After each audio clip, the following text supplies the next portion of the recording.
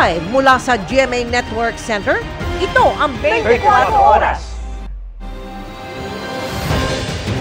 Magandang gabi po Luzon, Visayas at Mindanao.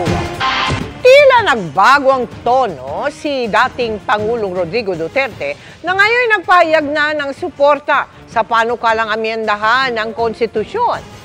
Pero ang pagpabor na yan, meron daw kondisyon.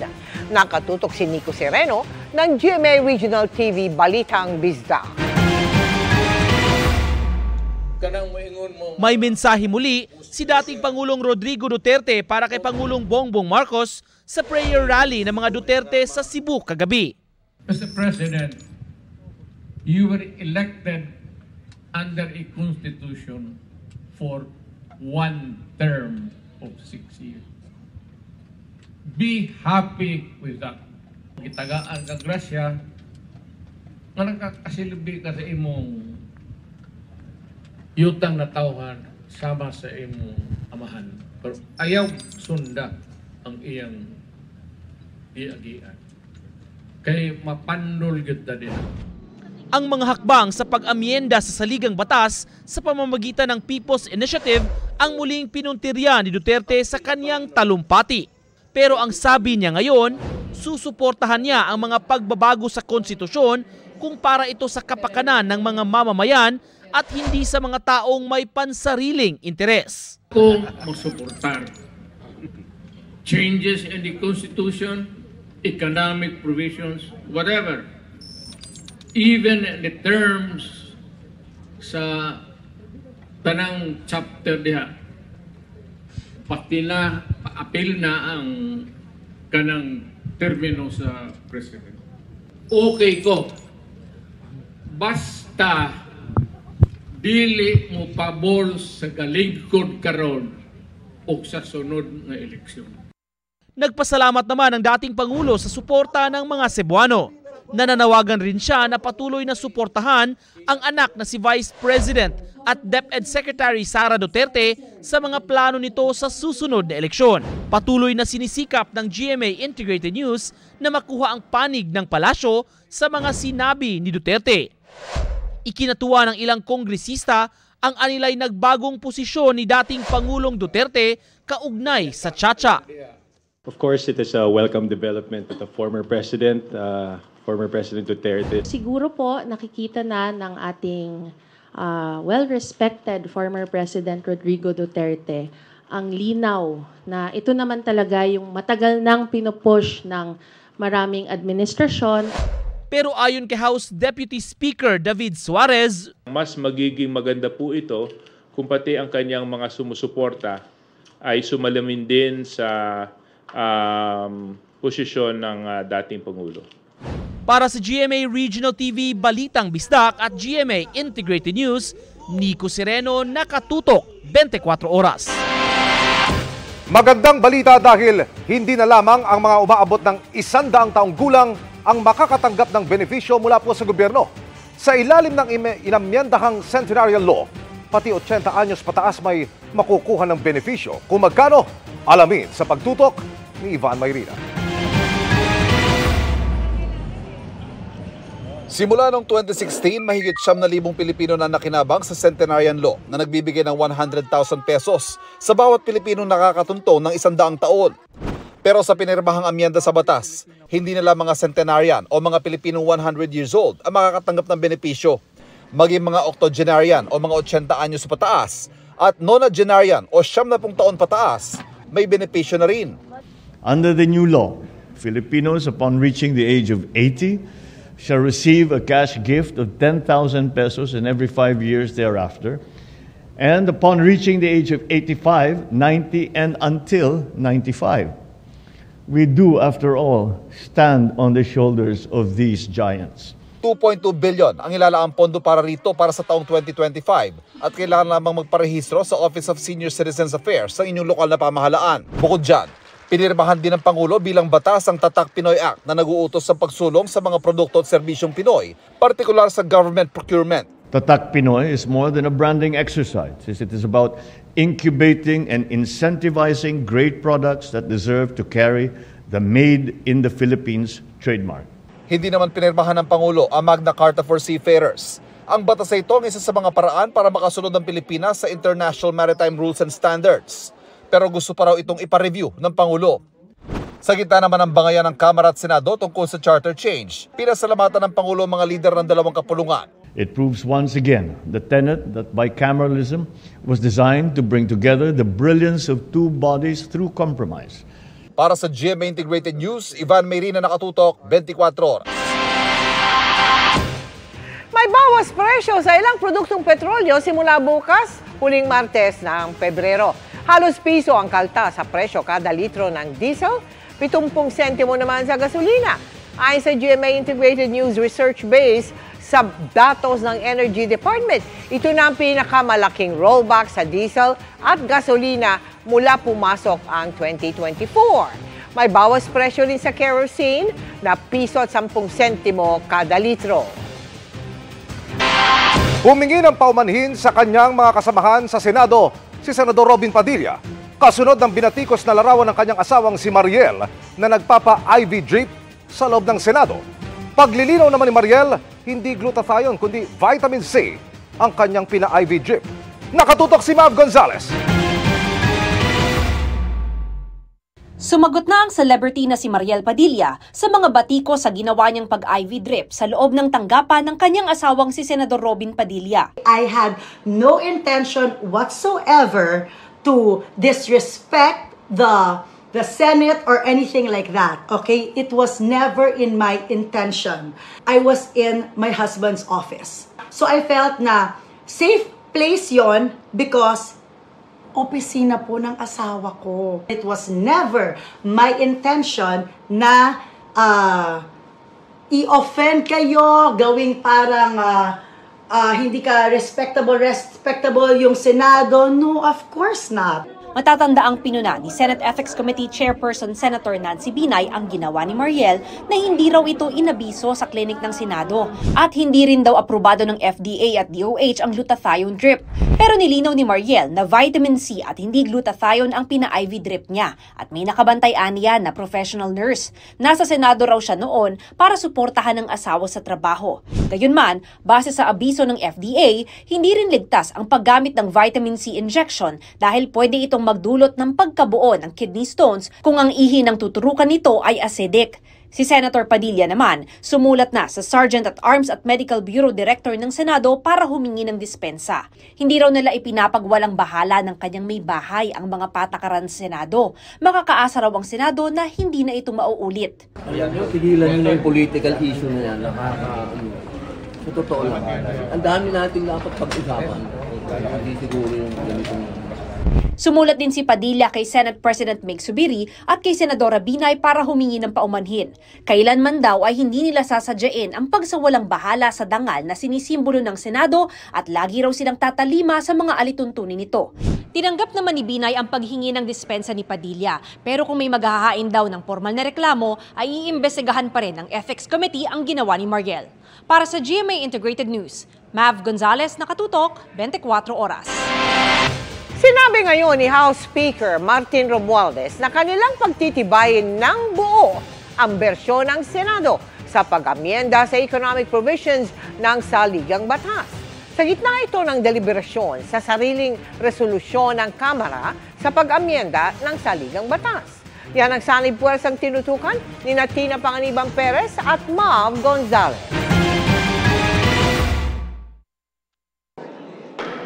Si House Speaker Martin Romualdez ang nagbukas sa deliberasyon ng Committee of the Whole House sa resolution of both houses number 7, ang sariling bersyon ng Kamara sa pag-amyenda sa 3 economic provisions sa saligang batas.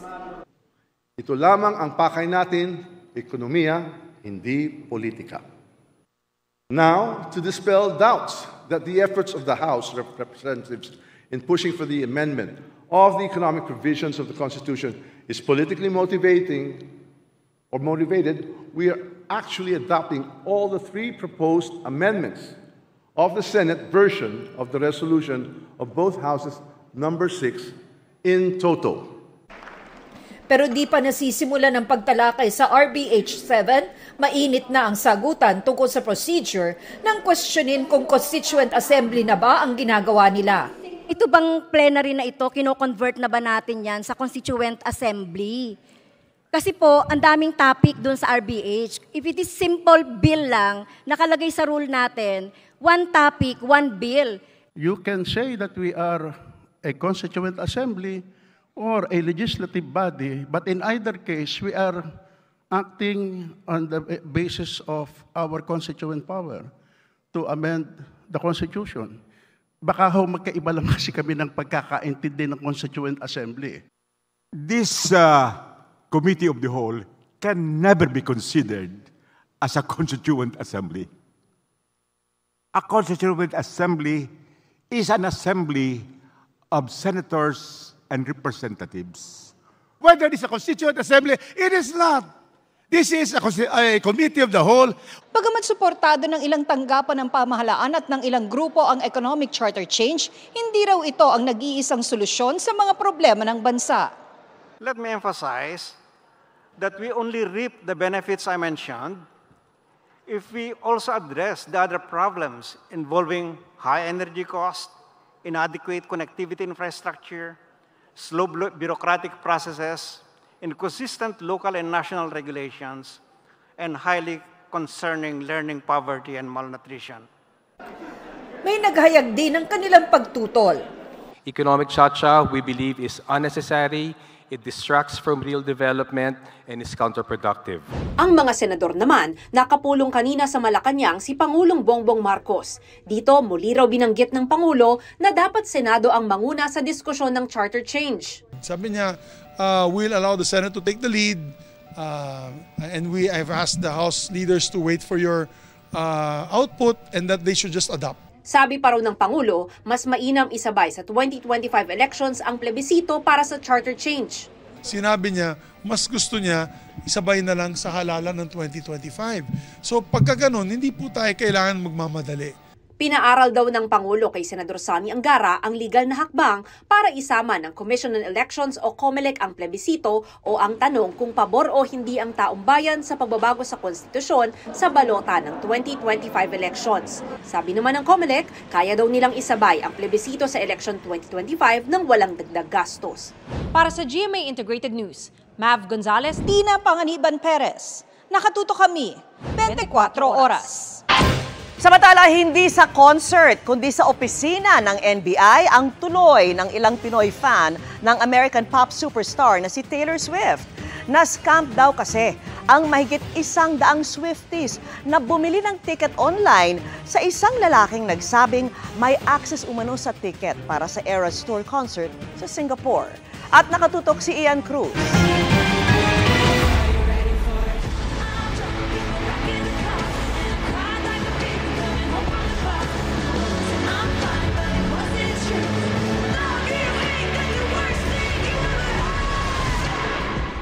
Ang pinakamalaking concert tour ngayon sa buong mundo, darating na sa Southeast Asia ngayong Marso.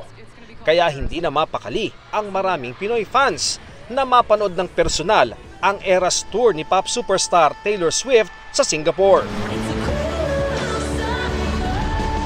Pero Hulyo pa noong nakaraang taon, nang mabilis pa sa 4:00 na sold out sa official sellers ang tickets para sa concert. Kasama sa hindi umabot dyan ng diehards 50 na si Jenny, di niya tunay na pangalan.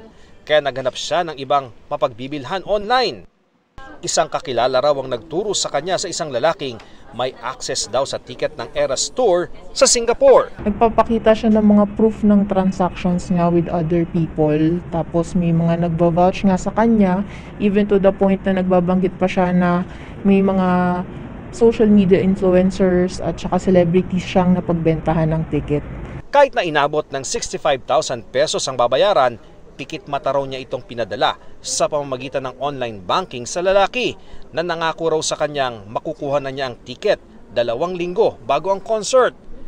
Pero nang dumating na ang takdang petsa, hindi na niya makontakt ang lalaki na nagpakilala raw na taga Tuguegarao, Cagayan. Nagsimula na magsipag-comment yung mga bumili din sa kanya. It turns out, madami pala kami. Kaya imbes na sa concert, sa NBI Cybercrime Division ang diretsyo ni Jenny para ireklamo ang lalaki. Sa dami ng mga Facebook posts na nakikita ko na vinavouch siya, marami nagko-comment na legit siya, hindi na ako nagtanong, hindi ako nagkaroon ng idea na itong taong ito manloloko pala. Alam naman namin yung risk. Pero dahil nga sa gusto namin manood, dahil fan talaga kami, yun yung napala namin, which is nakakalungkot. Gusto lang naman namin mag-enjoy. Ayon sa NBI Cybercrime Division, sa kabuuan, aabot daw sa 100 na mga umano'y na biktima ng ticket seller. Kabilang sa kanilang sparkle artist na si Sofia Pablo na base sa kanyang pahayag, Agosto pa raw nag-umpisang maghagilap ng concert ticket.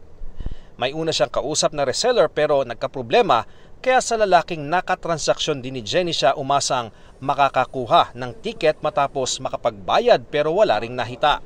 Paalala ng NBI, sa lehitimong ticket office lang bumili ng concert tickets para di mabiktima. Ingat po tayo na hindi dahil po may nag-vouch, ibig sabihin totoong tao na po yung nag-vouch, at hindi dahil nagpadala sila ng ID, ibig sabihin sila talaga yon. Pero lumalabas na hindi lang sa Pilipinas nakakaranas ng umano'y ticket scam.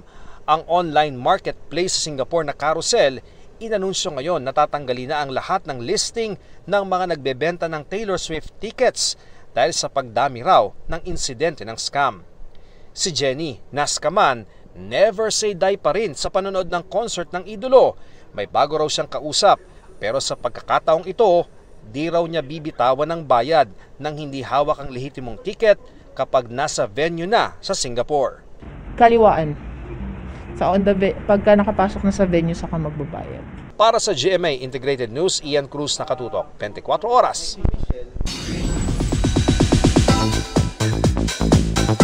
Puno ng kilig ang kabi-kabilang paandar ng abot kamay na pangarap leading men. As the star of the new gen turns 19, all-out surprises ang kanilang inihanda para kay Jillian Ward. Yan ang chika ni Aubrey Carampel. Kanya-kanyang paandar sa social media ang abot kamay na pangarap stars leading men para batiin si star of the new gen Jillian Ward sa kanyang 19th birthday. Si Jeff Moses may surprise kay Jill habang nasa taping. Lalabas niya ako sa kalsada, tapos makasagasaan ako. Pero pagtanggal ng piring,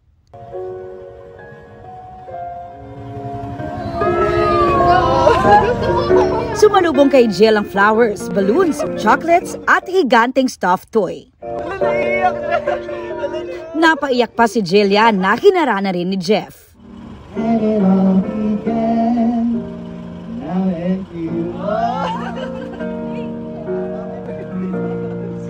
Okay, let's go.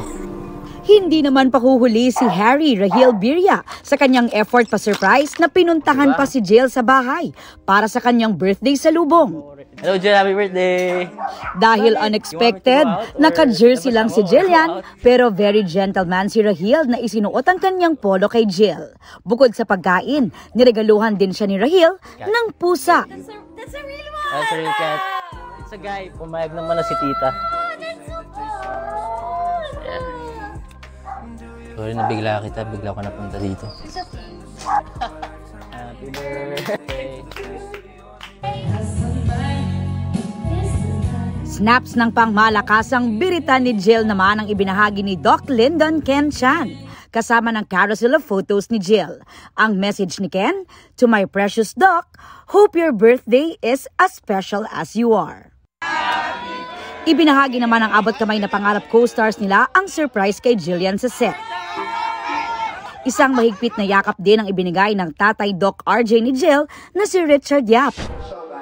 Samantala, personal namang nagpasalamat si Richard sa kanyang mga taga-suporta sa isang fans day. It's not about us. It's not about, getting famous or getting known or whatever. It's really what you can give to the viewers, what you can give to the people who look up to us. Marami pa raw twists and revelations na mangyayari soon sa hit Afternoon Prime series na dapat tutukan ng mga kapuso.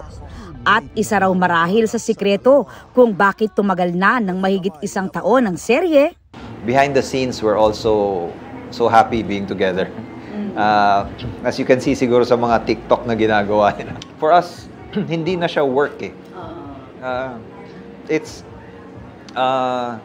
para sa amin, gusto naming gawin. Kaya pag sinabi na wala kang taping bukas, Aubrey Carampel, updated sa showbiz happenings. Inutusan na ni Secretary Boying Remulla ang Justice Department na gumawa ng legal na hakbang kasunod ng pagbasura ng korte sa mosyong kumukwestiyon sa pagpayag na makapagpiyansa ang mga akusado sa pagkawala ng 6 na sabungero sa Maynila.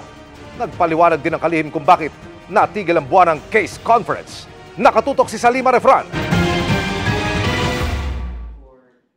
We will exhaust all possible legal remedies. We will go to the higher court on this matter.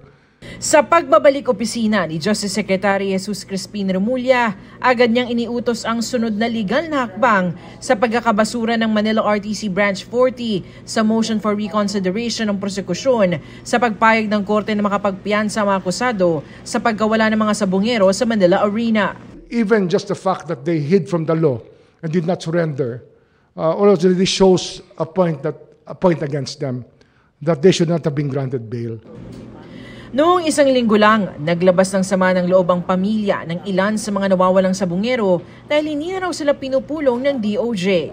Natigil ang buwan ng case conference dahil nagpahinga at nagpagaling kasi si Remulla bunsod ng ilang komplikasyon sa kanyang immune system mula nang ma-bypass noong 1 taon. Pupulungin daw ni Remulla ang mga pamilya ng mga nawawalang sabungero sa lalong madaling panahon. Hindi kami titigil. We will try to obtain justice the way that we promised them we will.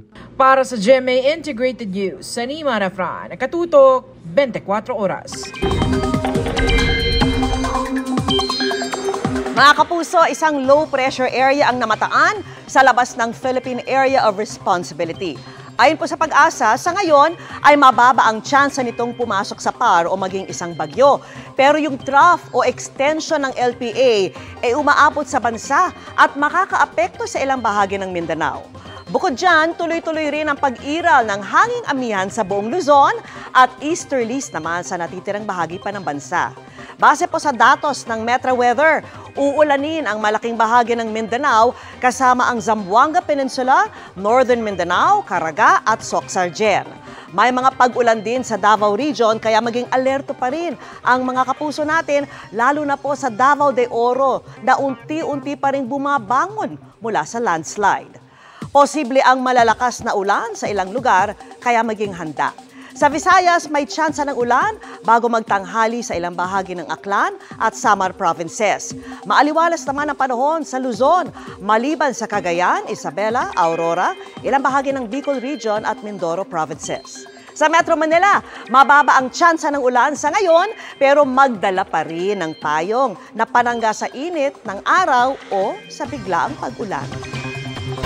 Idinaraing ng mga magsasaka ang kakulangan ng tubig sa ilang bahagi ng Northern Luzon. Kaya para matulungan sila, pinag-aaralan na ng Department of Agriculture na mag-cloud seeding. May mga ikinakasa na ring hakbang ang ilang lokal na pamahalaan sa Metro Manila para tugunan ang banta ng El Nino. Yan ang sanib pwersang tinutukan ni Sandra Aguinaldo at Maki Pulido. Dahil walang ulan at kulang sa patubig, mas maliliit daw ngayon ang bunga ng mais sa ilang taniman sa Lawag City, Ilocos Norte. Kaya imbes na matuyot palalo at di na mapakinabangan, maaga na lang nag-aani ang magsasakang si Patricio. Digit mo lamang mais ngamin. No awanti danom. Ano bakil di bunga na. So nga nung ko masapul na danom. Lubakil di bunga na kahit napipintas pa. Para matulungan ng mga magsasaka, balak na raw ng DA na magsagawa ng cloud seeding operation sa Region 2. Isang mitigating measure ito kung saan lilipad ang eroplano sa taas na 2 kilometers para magbuhos ng asin sa ulap para umulan. Ang asin ay hygroscopic in nature. Pag sinabi po nating hygroscopic, it has the ability to attract moisture. Kung yung asin yung i-dispense natin sa taas, pagdating sa taas, mag-a-attract siya ng moisture. Pero bago magbuhos ng asin, gumagamit ang Pag-asa ng Doppler radar para malaman kung seedable cloud o may moisture ang ulap. Pag-aaralan din ang direksyon ng hangin para matansya na sa tamang lugar babagsak ang ulan. May mga clouds na dry. So, ibig sabihin, kahit ka pa magbuhos dyan ng ilang kilong asin, kung dry yung clouds na yan, hindi yan babagsak. Pero mayroon mga clouds na rich in moisture content. 80 to 100,000 pesos daw ang gasto sa isang araw ng cloud seeding operation. Magastos, pero mas malaki raw ang benepisyo na magkaulan sa mga nanunuyot ng lupain. Dito naman sa Metro Manila, gumagawa na rin ng hakbang kontra El Nino ang Metro Manila mayors. Si Metro Manila Council President at San Juan City Mayor Francis Zamora, isusulong daw ang pagkakaroon ng water catchment facility ng lahat ng syudad sa Metro Manila. I will again reiterate my call to my fellow mayors to set up rainwater catchment systems. Importante lang yung tubig ulan. Huwag nating hayaan dumaloy lamang sa mga kanal at mga drainage. Saluhin natin ito, imbakin at muling gamitin. Ang Metro Manila Development Authority naman o MMDA, namimigay ng rainwater collector gaya nitong idinonate nila sa Tripa de Galina Park sa Barangay San Isidro sa Makati City. Plano raw nilang ilagay ito sa mga barangay at eskwelahan. Para sa GMA Integrated News, Sandra Aguinaldo. Maki Pulido nakatutok, 24 oras. Good news naman sa sports. Bagong ginto ang nakuha ni Pinoy pole vaulter at world number 2, si EJ Obiena, sa Internationales Stadion Fest o ISTAF 2024 sa Berlin sa Germany. Nakuha yan ni Obiena matapos maklear ang 5.93 meters sa loob ng 2 attempts. Yan na ngayon ang bagong national at Asian record sa indoor pole vault. Nitong nakaraang linggo lang, gold medal din ang nakamit ni Obiena sa bansang Croatia. Magbabalik aksyon si Obiena sa March 3 para sa World Indoor Championship sa Glasgow sa Scotland. Isa rin si Obiena sa mga sigurado ng sasabak sa 2024 Paris Olympics. Walang kawala sa operasyon laban sa mga sagabal sa daan ang mga bus na nagsasakay at nagbababa sa hindi tamang lugar, pati mga rider na sa bike lane pa nakaparada. At dyan po tumutok si Oscar Oida. Tagdad na nga ng mga no-loading and unloading sign, may harang na rin ang mga bangketa at may physical barrier pa ang mga bike lane. Pero nagsasakay at nagbababa pa rin ang mga pasahero sa baging ito ng East Avenue sa Quezon City ang ilang mga bus. Kaya kanina, sila ang pinuntirya ng MMDA. Wala pa ho kasing pasahero sir kaya napipilit na kaming magdumampot ng pasahero. Ayon sa MMDA, matagal na itong inireklamo ng mga motorista sa kanila na pangunahing sanhi umano ng pagbagal ng daloy ng trapiko sa lugar. Talagang bawal yan. Kasi unang-una kahit sabihin na natin saglit lang yan, it will still consume more than 30 seconds. And 30 seconds, it's a big factor when it comes to traffic congestion. Sa tapat naman ng East Avenue Medical Center, pinaguhuli ang mga rider ng mga motorsiklo nakaparada sa mismong bike lane. Pinaghahakot naman yung mga basta nalang iniwan sa lugar. Ang mga ito raw ang dahilan kung bakit kahit mga bisikleta natatraffic sa lugar. Delikado talaga sir, pag nasagi kami, simplang ka, di disgrasya inabot natin. Dapat ganito lagi. Sa Escalera Street, malapit sa Katipunan Avenue, Quezon City, tuluyang nahatak ang isang APV. Bukod kasi sa illegal parking, sa tapat pa ng isang fire hydrant, iniwan ang naturang sasakyan. Ang mga hydrants, bawal po i-obstruct yan. Pag nagkaroon po ng aberya, paano naman po kukuha ng tubig ang ating mga bombero? Sunod na pinuntirya ng MMDA ang mga sasakyang nakaparada sa may Loton Avenue, Barangay West Rembo sa Taguig.